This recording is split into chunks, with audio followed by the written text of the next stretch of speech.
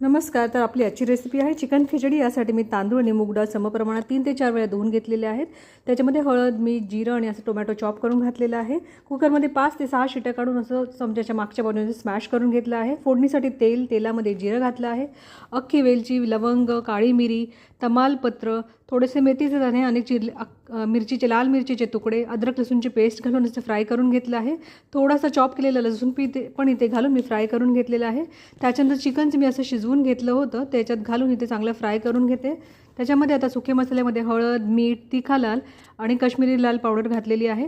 Chicken शिजवताना जे stock होतं, जे पाणी उरलं होतं ते मी असं याच्यामध्ये घालून वाफ काढून घेतली आहे आणि जो आपण स्मॅश करून घेतलेली खिचडी होती ती यात मिक्स करून घेतली आहे.